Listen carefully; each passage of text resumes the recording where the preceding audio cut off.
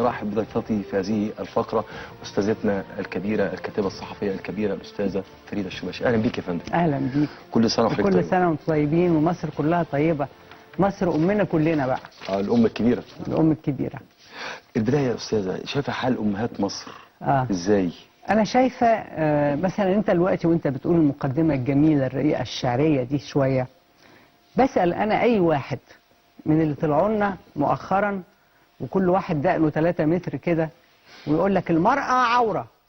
انا بقى بساله، لو ما فيش امراه حملتك في احشائها وارضعتك وسهرت عليك الليالي، انت يا استاذ كان هتنبت لك لحيه؟ كنت هتبقى اساسا موجود؟ انت بتقول لها ان انا يعني بدونك ما يبقاش كذا لا، انت بدونك ما كنت، بدونها صحيح. ما كان احد يعني. صحيح. وعايز اقول ان ربنا عز وجل كرم المرأة بانه اودع فيها الرحم حيث توهب الحياة.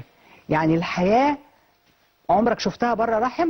خالص. حتى الحمل اللي بره الرحم بيروح معظمه. تمام ولا لا؟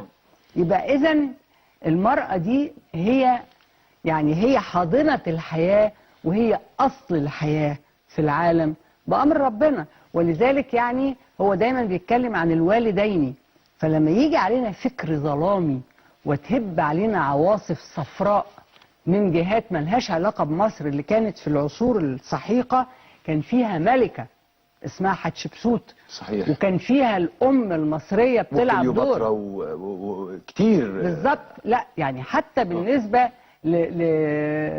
يشير برضه ما هو برضه من عندهم يعني. أيوة. نفس التنظيم. ومش عارفة قناة السويس مين يعمل يعني ما فيش في تفريط في الرمل اللي ماتوا يمكن على مر التاريخ بقى ملايين المصريين دفاعا عن وحدة هذه الأرض.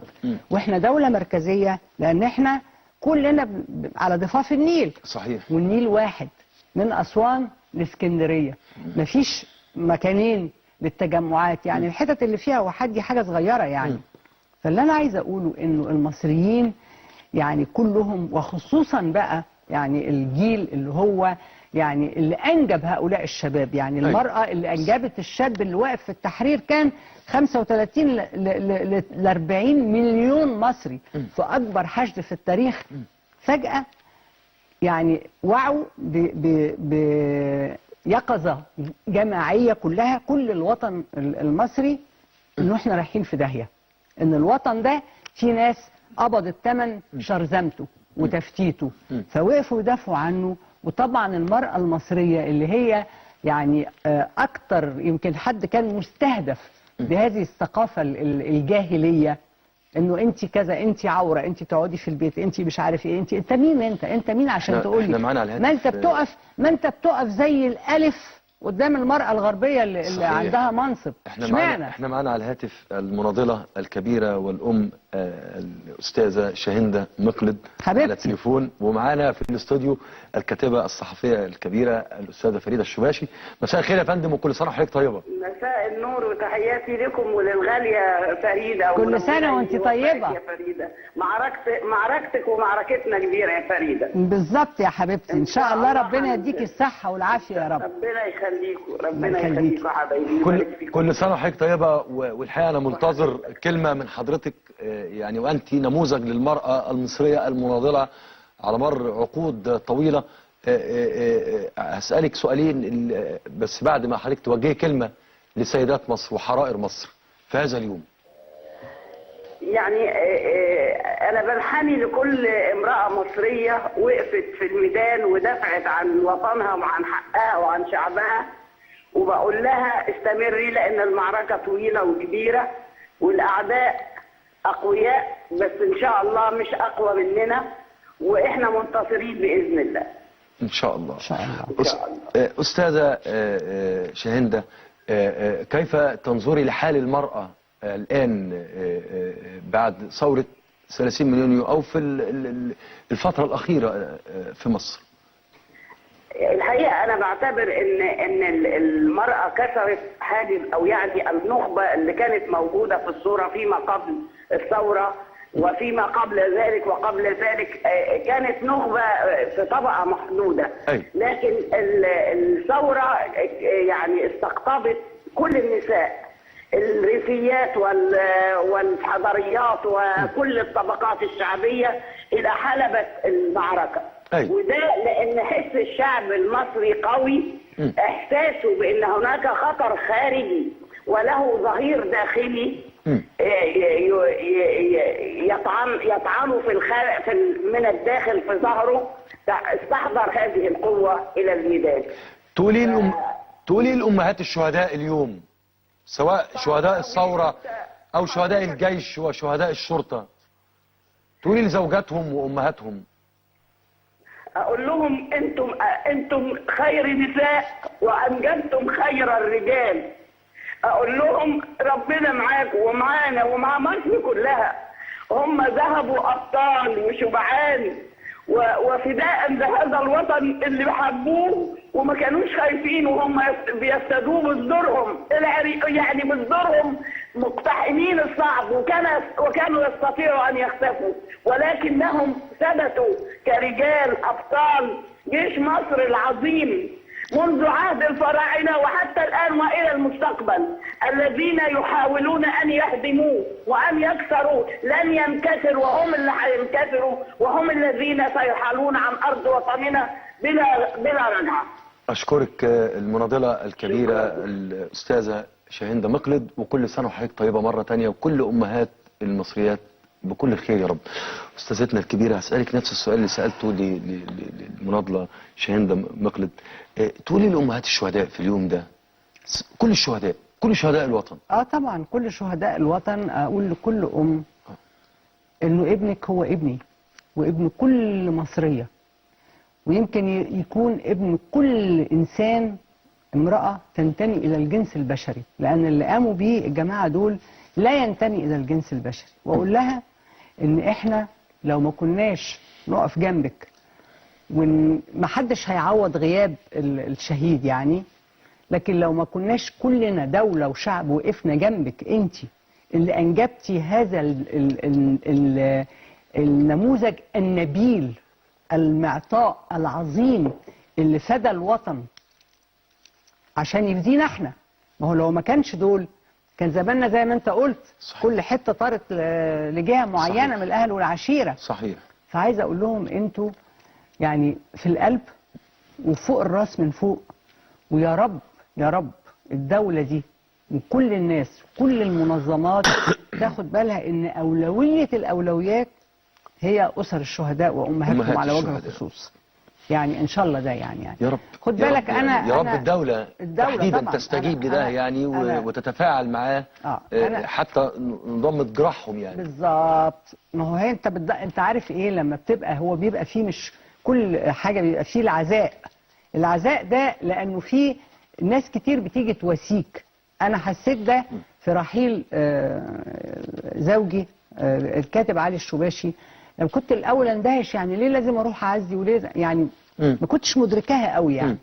لكن لما في العزاء بتاعه لقيت لفيف من الناس ومن الأصدقاء ومن المعارف ومن حتى الناس اللي يعني أعرفهم كده حتى اسما جايين، حسيت بأن البلد كلها تحولت لحضن، وأن الحضن ده يعني خفف من برودة الفراق. ده اللي احنا الحقيقة عايزين نروح ليه، لأمهات الشهداء. أنا معايا حقيقة يعني والدة أحد الشهداء، اللي هو الحقيقة كان من يعني الناس اللي هم فعلا كانوا وقود لثورة 30 يونيو.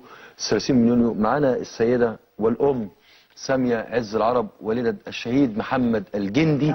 كل سنة وحضرتك طيبة يا أمي. وأنت طيب وبصحة وسلامة يا ابني. كل سنة وحضرتك طيبة مرة تانية الله يكرمك. وأنا كمان اسمي محمد، فأنا ابنك. نعم.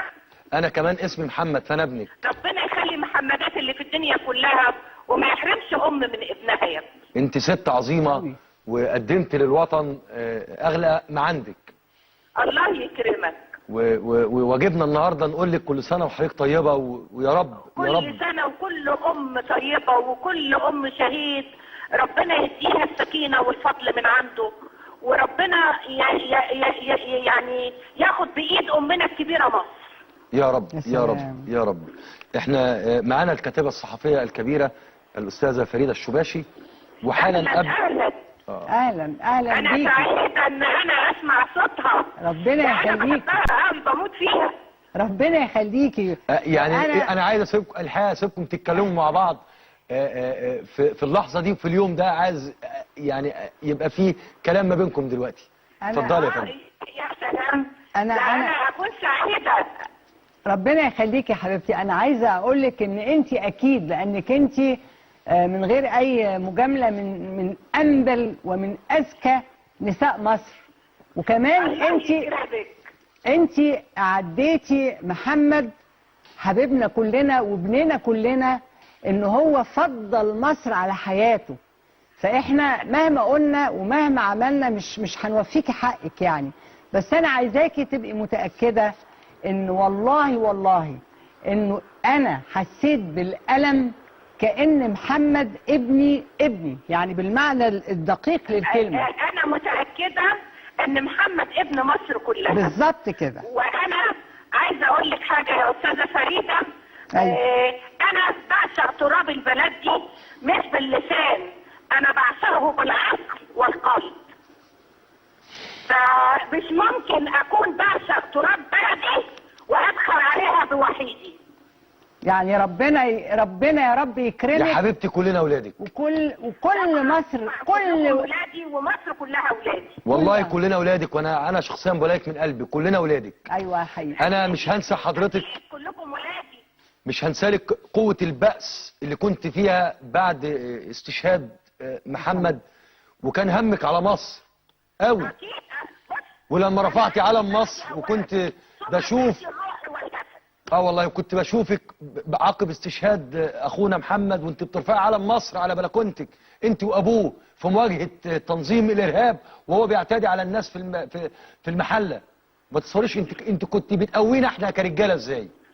شكرا يا ابني، الف شكر الف شكر يا حبيبي. كل سنه وحضرتك طيب. ربنا يخليكم. والصوت العظيمه اللي معاك دي يعني بقول لك ما شاء الله على العقليه والخبره والسياسه. انا بحبها لما بتتكلم في السياسه. ربنا يخليكي. ده على فكره اكبر هديه خدتها واكبر وسام على صدري شهادتك دي. قوي قوي قوي. وان شاء الله في يوم من الايام ربنا يخلينا نلتقي ببعض ان شاء الله. كل سنه ان شاء الله. كل سنه وحضرتك طيبه يا امي السيده ساميه عز العرب. ومصر كلها طيبه يا رب. وامهات مصر كلهم بخير، واولادها كمان ربنا يهديهم ويرجعوا لامهم الحبيبه مصر. يا رب يا رب. كل سنه وحضرتك طيبه مره اخرى السيده ساميه عز العرب والده الشهيد محمد الجندي. وانت لما تسمع الست ساميه، شفتي؟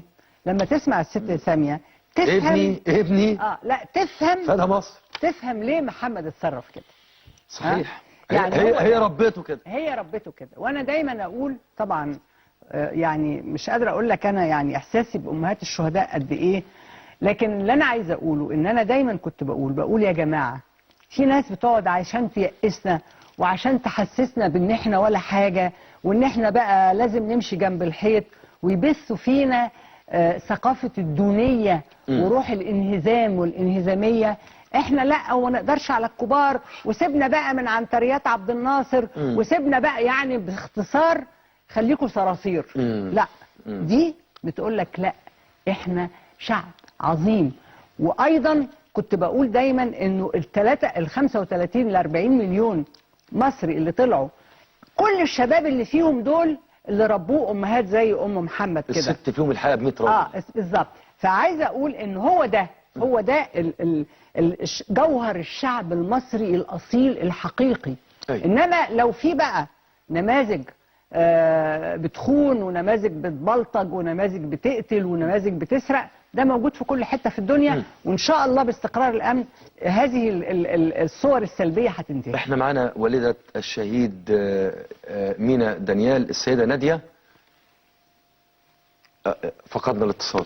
حضرتك انت بتشوفي ان المرأة المصرية حصلت على حقوقها. أنا عايزة أقول على معنى والدة الشهيد مينا دانيال. اتفضلي فندم. أنا عايزة أقول إنه أهم حاجة والعمود اللي مصر يعني اللي هو يعني زي عمودها الفقري بالظبط. صحيح. ها هو وحدة شعبها. صحيح. يعني مينا زي ومحمد. محمد. يعني عايزه اقول ان انا دي قدمت ابنها ودي قدمت ابنها بالظبط، لان احنا هنا عايزين نشيل مفهوم الفاشي المستبد المتخلف بتاع التصنيف اللي هم الوطن. كانوا بيحاولوا يعملوه للشعب، لانه ده هو يعني العدو بتاعنا مش عايز اكتر من كده. يعني عايزه اقول المعنى، عايزه كلنا نعرف ان كان في الشهيد محمد وكان في الشهيد مينا. صحيح. وعايزه اقول ان عمر العدو ما فرق بين حد فينا في كل المعارك. يعني لما كنا بنتضرب في سينا او في بحر البقر تقدر تحلف ان كل الولاد كانوا مسلمين او كانوا قباط؟ لا. يعني الشهيد يوسف باقي يعني ده كان. لا انا بتكلم على العدو. طيب. رجعت لينا السيده ناديه والده الشهيد مينا دانيال. مساء الخير يا امي وكل سنه وحضرتك طيبه. وانت طيب بالصحه والسلامه ومصر كلها طيبه كده يا رب. يا رب. احنا معانا في الاستوديو الكاتبه الصحفيه الكبيره الاستاذه فريده الشباشي، واحنا بنتكلم عن الام المصريه وعلى وجه الخصوص امهات الشهداء، وما ينفعش النهارده بنحتفل بعيد الام ما نقولكيش كل سنه وحضرتك طيبه. انت طيب وبالصحه والسلامه كده يا رب ومصر كلها طيبه. يا رب كلنا اولادك. طبعا. يعني انا كان طبعا من شويه من شويه كان معايا يا امي، انا من شويه كان معايا على الهاتف والده الشهيد محمد الجندي وهنناها بعيد الام. وبعد المكالمه الكاتبه واستاذتنا الكبيره الاستاذه فريده قالت مصر لما احتاجت لاولادها الامهات المصريات ما فرقوش ما بين مينا ومحمد. ام محمد قدمت محمد وام مينا قدمت مينا لمصر. ما هم كلهم اخوات، ما تقولش محمد ومينا، ده اخوات. صحيح. ده اخوات كلهم. صحيح.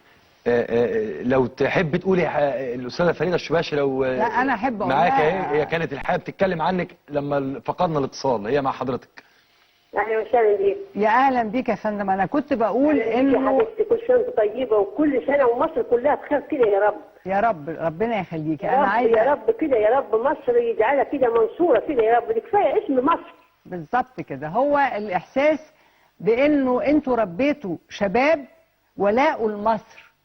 فعايزه اقول لك ايه، يعني مش يعني مش اقل من ان كلنا نبوس ايديكم يعني، وان شاء الله ربنا يصبرك. تعيش كتر الف وان شاء الله ان شاء الله يعني التضحيه مش هتضيع، لان زي ما انا عندي احساس بان انتوا زي مينا وزي محمد انتوا حاطين مصر قبل حياتكم. طبعا، وهم صدقيني هم اللي راحوا شهداء، ده لما راحوا شهداء عشان مصر. بالظبط كده. مصر دي زهره منوره على العالم كله. بالظبط، هو ده الايمان اللي بيخلينا نتاكد. دي انا بقول مصر وقلبي فرحان من جوه. بالظبط. يعني الحقيقه انا بحييك يا امي على بأسك برضو زي ما قلت لوالده الشهيد الجندي محمد الجندي، وقوتك وحبك لبلدك اللي انت الحقيقه ما بتعزيش عليها حاجه، حتى اهم حاجه في حياتك يعني حته منك قدمتيها لمصر. مصر يعني دي مصر دي زهره دي الام الكبيره يعني، دي امنا كلنا الام الكبيره. مصر دي ام الدنيا. مصر دي مباركه، مصر مش هيحصل لها حاجه خالص، مصر مش هيحصل لها حاجه خالص. مصر دي مباركه ومذكوره في الانجيل وفي القران وفي التوراه.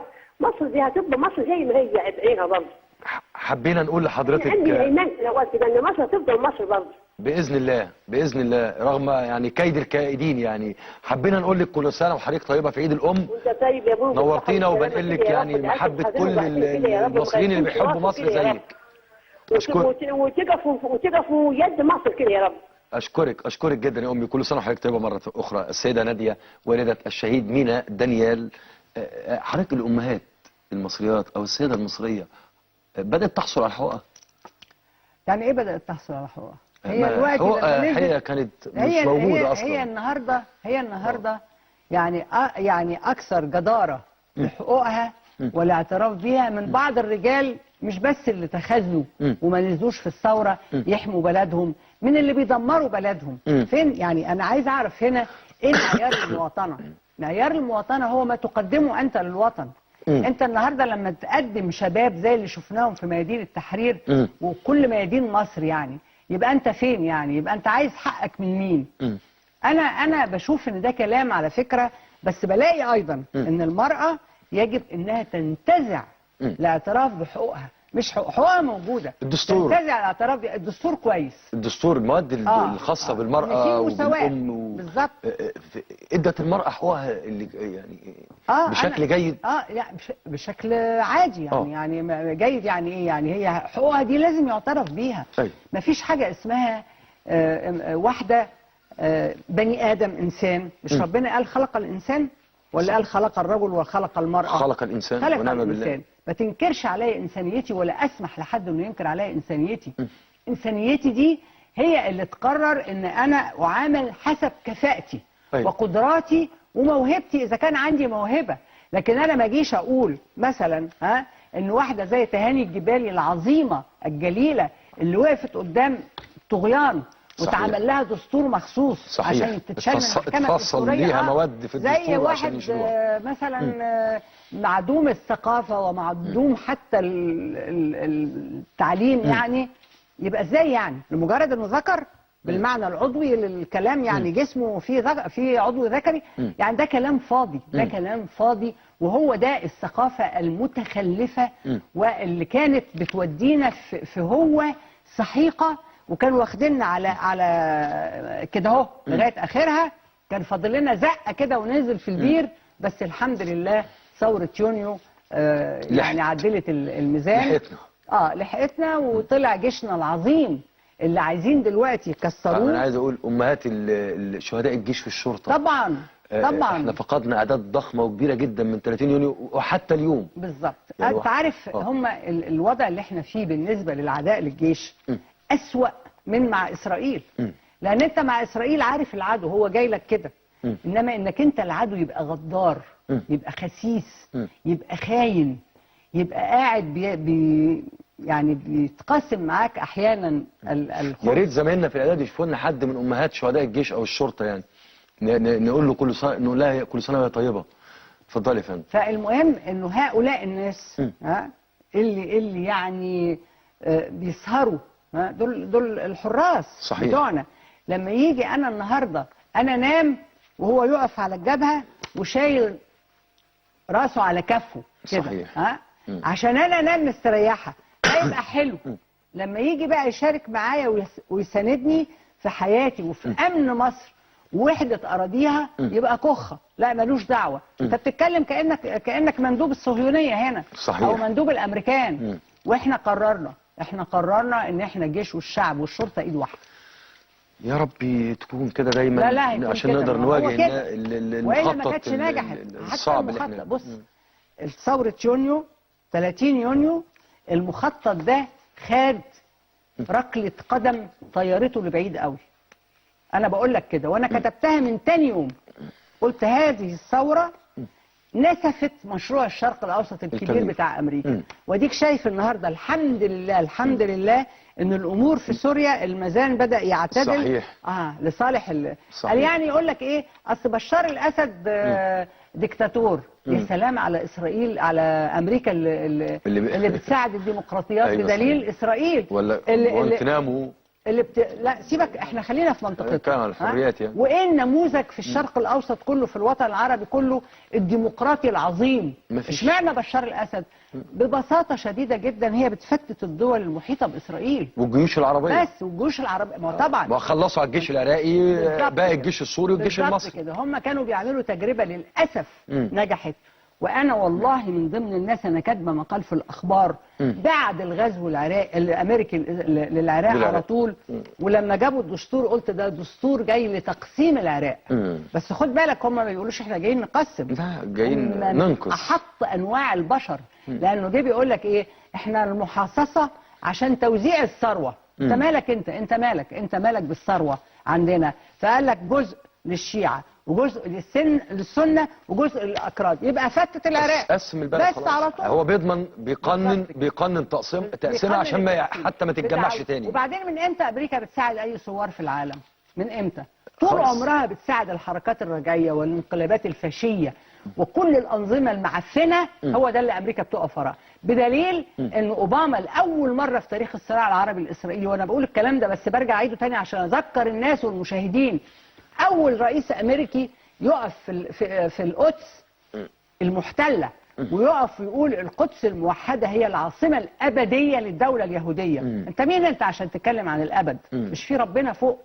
وفي انت بتصدر علينا ليه؟ مين قال لك ان احنا هنفضل الى الابد؟ ما هو مش شايف حد قدامه للعصابة دي. هيشوف مش شايفين حد قدامه. هيشوف للاسف. بقينا مفتتين من جوه ومفتتين حتى على مستوى الوطن العربي. انا حاسس ان احنا بدأنا نتجمع. اديك شفت انت يعني 30 يونيو كانت نواة لتجميع الامه العربيه بجد. هنبتدي بقى شايفين مواقف السعوديه والامارات والبحرين والكويت. عشان كده الخليفه اوباما بدأ يفقد صوابه وينجن، وبدأوا يلوشوا. يعني حتى اللي عملوه في اوكرانيا اتقلب على دماغهم ولسه. وبوتين سنن سكنته على الاخر. يسن احسن. انا بوتين النهارده وقع الاتفاقيه الصبح. شوف ما بين القرم بالظبط. انا اي طرف في العالم يضعف امريكا يبقى حليفي ومعايا. انا هدافع عن امريكا. عملت لي ايه؟ بقالي 40 سنه تحت الرايه الامريكيه و99% من اوراق الحل. اسرائيل فجرت كما لم تفجر من قبل. صحيح. اتقسمت فلسطين الى اسوأ من ايام التقسيم بتاع سايكس بيكو وبعدين كمان يعني خلتنا احنا. خد بالك انت النهارده لما تيجي امريكا تحتجز 10 طيارات اباتشي. فين الصداقه هنا؟ فين؟ لا مفيش صداقه. يبقى دي هي اللي مشغله علينا الارهابيين دول.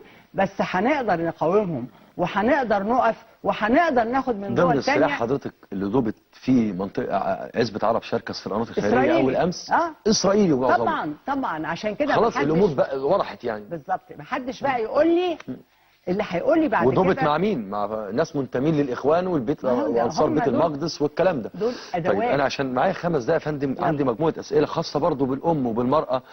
في ظاهره يعني منتشره اللي هي بنشوفها من خلال الحوادث، اخبار الحوادث، تعدي الابناء على امهاتهم. نعم. بشكل الحقيقه مش كويس. وبنسمع ابناء بيودوا امهاتهم دور مسنين رغم ان هم قادرين ان هم يعني يصرفوا ويتكفلوا بيهم وعندهم بيوتهم اصلا. احنا تسللت لنا قيم مش قيمنا. احنا تسللت لنا قيم مش قيمنا. وبقى السطوه والهيمنه للثروه مش للانسانيه. انت لاحظ ان في ناس بتجيب لنا كانت سلع أغذية يعني منتهية الصلاحية وهي ما لا يرمش لها جفن يعني. لأن الدولة انسحبت. الدولة قالت باي باي للشعب المصري بلا أي لا مبررات ولا حاجة إلا إن ده كان إملاءات أمريكا عبر صندوق النقد الدولي وعبر البنك الدولي. ببساطة إنك أنت تبيع كل الصناعات اللي عندك هنا. يعني نتحول إلى مجتمع استهلاكي طفيلي لا ينتج. شغالين احنا في المكنه بتاعه العولمه. لا احنا مش كده. بقالنا كتير قوي. احنا اكبر. بقالنا كتير قوي. بقالنا عقود. كان في سماسره.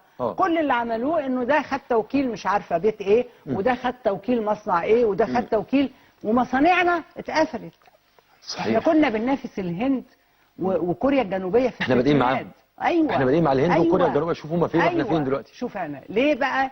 لانه كان مطلوب ان مصر المشروع بتاع عبد الناصر بتاع استقلال مصر وانها تبقى قوه عظمى في المنطقه بلا اي لا اعتداء على حد ولا حتى الوحده اللي حصلت مع سوريا حصلت برضاء يعني. لكن طبعا سطوه الامريكان ووقتها كان يعني برضو تآمر بعض الدول العربية علينا مع الأمريكان بفكرة أن الأمريكان حلفاء. دلوقتي كله ظهر. كله ظهر.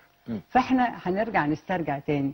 إحنا عندنا يعني زي ما قال السيسي قال لك أن المصريين عندهم بلد فيها شواطئ بحار وفيها ممر مائي الأعظم في العالم وفيها ثروات تعدينية لا حصر لها. صحيح. خد بالك الدكتور رشدي سعيد الله يرحمه قال لك مستقبل مصر في صحراءها الغربية. صحيح. من زمان يا أستاذة بنسمع إن الصحراء الغربية مليانة خيرات ربنا. ليه بقى؟ وكان فيها كمان فرع للنيل. بالظبط كان يقال ان كان هناك فرع يشق هذه الصحراء من بالظبط كده. انت النهارده عندك بدائل لحاجات كتير جدا. وعندك انا بقى بطلب من رئيس الوزراء الحالي اللي هو المهندس ابراهيم الراجل المحترم ده اللي بيحب بلده والنشيط واللي فاهم بقول له ابتدي افتح المصانع اللي اتقفلت اللي قفلوها ال 4500 مصنع والسماسرة. ابدأ او طريق ال1000 ميل يبدا بخطوه واحده. انا ما بقولكش افتح ال4000، ما بقولكش افتح 100، دي حتى ابتدي بواحد مصنع، اول مصنع بس. هو كده. وحاجه تجيب حاجه، لانه الشباب بتاعنا ده اللي بيستاجر بابخس الاثمان عشان يخرب البلد كلها، ما هو ده ليه؟ لانه عاطل عن العمل. جحود الابناء يا استاذه، هرجع لموضوعنا تاني، جحود بعض الابناء على امهاتهم، ده بتشوفيه ازاي؟ بشوفه من التخريب اللي حصل في دماغهم. لانه التخريب اللي حصل في شكليه يعني ايه، التدين بقى شكلي. ما بقتش بتروح للجوهر، ما بقتش بتروح لانك انت ربنا قال وقل اعملوا فسيرى الله عملكم ورسوله والمؤمنون. لا، انت عايز تبقى مسلم، طب يلا جلابيه وربي دقنك والبس الشبشب وتبقى خلاص كده. بعد كده يا راجل، انت لما تيجي تقول انك انت تملك جهاز لكشف الكفر كده، يعني تبقى قاعد وتقول ده كافر وده مؤمن، بوزع بقى انت بتاخد صلاحيات ربنا عز وجل. الإيمان. انت خلاص ما عادش عندك قلب. انت ما عادش عندك قلب. صح. حتى الام اللي حملتك واللي رضعتك واللي خلتك واقف على رجليك، انت حتى دي بتتنكر لها. ما انت بتتنكر للوطن كمان، هي على فكرة نفس التنكر يعني. بس كل ده هيتكنس ان شاء الله. ان شاء الله. تتوقعي ده ان شاء الله؟ اتوقع، لان الثوره بتاعت يونيو ادتني ثقه. انا لو اموت دلوقتي ميته وانا مطمنه. يا رب يديك الصحه، يا رب، يا رب يديك الصحه. بمناسبه بقى الثوره وانت منتظره ايه من نتائجها، احنا خلصنا، ما ينفعش تبقي معايا وما اسالكيش السؤال ده الحقيقه. خلصنا الاستحقاق الديمقراطي الاول اللي هو الدستور، واحنا دلوقتي امام الاستحقاق الديمقراطي الثاني وهو انتخابات الرئاسه. حضرتك كان في اسماء كتير اتطرحت، مره واحده سمعنا عن 3 بيخلوا الساحه، الفريق عنان، الفريق شفيق، الاستاذ خالد علي، واصبحنا امام اسمين، المشير السيسي والاستاذ حمدين صباحي. كيف تري هذا المشهد وكيف تري ترشح المشير السيسي؟ بص، انا قبل كده انتخبت الاستاذ حمدين. أيوة. لانه كان الاقرب الى افكاري. أيوة. لكن اللي بلاقيه دلوقتي رجل المرحله، من غير ما اقلل من قدر اي حد، من غير فصال، هو المشير السيسي. المشير السيسي. بس اللي عايزه اصرخ له بيه واقول له اعمل معروف بقى، لقد هرمنا. يلا قول لنا انك انت نازل الانتخابات. مش عارف، لانه في دلوقتي حمى بتاعه اشاعات ان هو مش ان اللجنه مأخره وما وافقتش اوضاع عشان احنا وقتنا انتهى. فاحنا بنقول له لا، احنا فوضناك واحنا اديناك الثقه، وانت قلت انك انت ما تقدرش تدير ظهرك لرغبه شعبيه واراده شعبيه، واحنا كلنا يلا بقى عشان ما نبقاش في وقت الضايع. ده اخر كلمه عايزه تقوليها. اخر كلمه. نورتينا يا فندم، وكل سنه وحضرتك طيبه، وبهني كل امهات مصر بعيد الام، وكل سنه وحضراتكم طيبه، وبهني زوجتي على وجه الخصوص، كل سنه وانت طيبه حبيبتي. مشاهدينا الكرام، اشوفكم الاسبوع القادم ان شاء الله يوم الاربعاء في 6 مساء، من الاربعاء حتى الجمعه، واسيبكم مع ست الحبايب يا حبيبه.